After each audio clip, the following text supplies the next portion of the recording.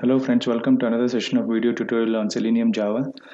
In today's session, we are going to cover how to work with Selenium Grid. Please subscribe, like, share, comment the videos on this channel. If you have any training inquiries, please contact me at Tech-Trainer Raj@gmail.com. Okay, let us see what Selenium Grid is all about. Selenium Grid will allow you to run multiple tests on different browsers or multiple versions of the same browser. It allows you to run the tests in parallel and on multiple environments like Unix or Windows. What it does is it allows you to distribute the execution of tests on multiple environments or multiple machines. When do we use it? When we have a product or application to be tested on multiple browsers, or you need to reduce the time to complete the execution or speed up the execution. So that is when we make use of Selenium Grid, so that we can distribute the tests across multiple machines or multiple environments. Okay, how does Selenium Grid work?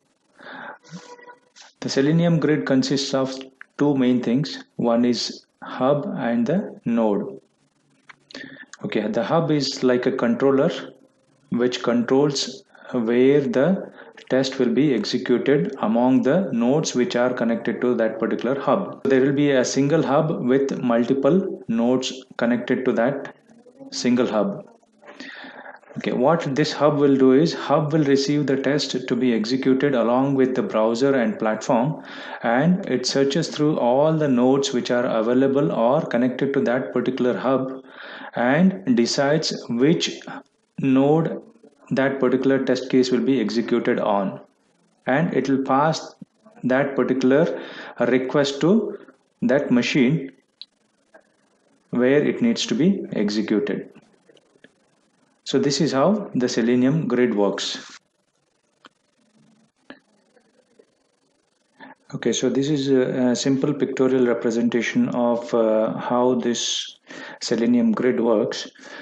Initially, we have to have a Java or Ruby, Python or C# Selenium program which requests a particular test case to be run, and that request will be sent to hub, and hub will go and search for these nodes, and it matches the environment and the browser type, and then it goes and executes that particular test case on any of the nodes which are matching the requirement which is set out by this Selenium Java program. I have one hub with 4 nodes connected to it, and node 1 is running Chrome browser, node 2 is running Firefox browser test, node 3 is running IE, and node 4 is running Safari test cases. Okay, let us see the installation of hub and node now. First we need to install the hub, and then later on we need to install the nodes. Okay, since I have only one PC, I'm going to have one hub and 3 nodes. Each will be running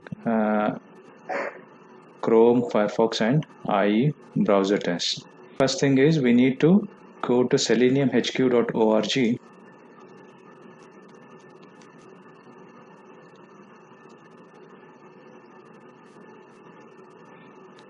Go to downloads,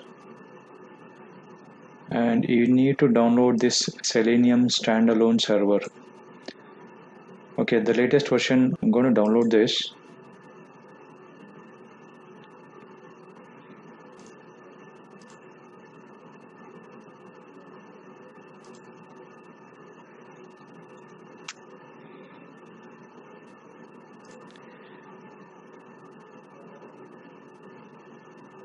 This has been downloaded. So now let us go to the documentation of this and search for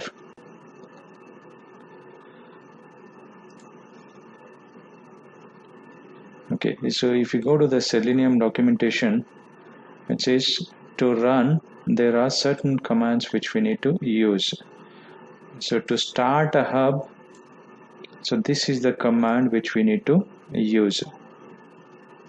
So I'm going to provide this command in the description also. First thing is we need to start the hub. Go back to the folder where we have just stored the standalone jar file and type in command from there. Okay, so it will open up command prompt. The command is java -jar and Selenium server standalone, the version number .jar which we have downloaded, minus a role. So this is going to be a hub. So that is why we need to specify minus a role as hub. Okay, let us start this. If the firewall is blocking it, let us allow the access now. As you can see now, hub has started. What it says is node should register to this URL. So this is the URL which needs to be used to connect to this particular hub. And the clients, so that is the programs, should connect to hub through this URL. Since we have started hub now, so let us start the nodes now. To start the node, again go back to where our grid is downloaded. So again open up another command prompt. So now the second command which we are going to run is this command. So here the role was hub when we started the hub. Now the role will be node. Okay, java -jar and Selenium server standalone jar which we have downloaded minus role. This will be node, and to register a node we need to use this URL. We need to specify where the hub is, minus hub and the URL. Okay, so let us see what happens now.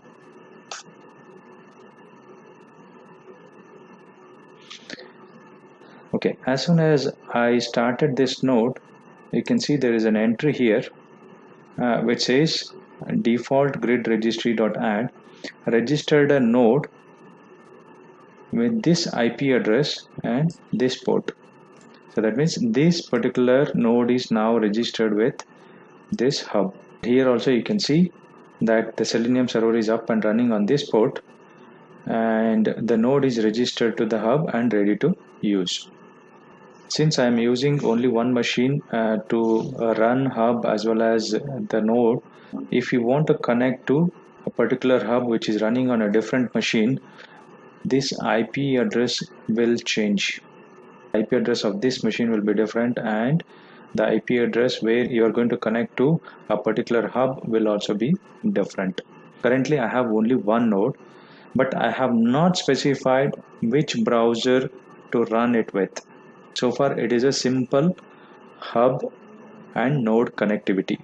In the next video, what I'm going to cover is I'm going to run this hub as well as 3 different nodes, each one with a different browser capabilities. So this is just an introduction to Selenium Grid and how the node gets registered to a particular hub.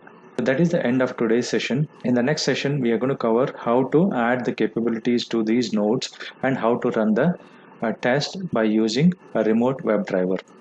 Please stand by for that. Thanks for watching, and don't forget to subscribe the channel.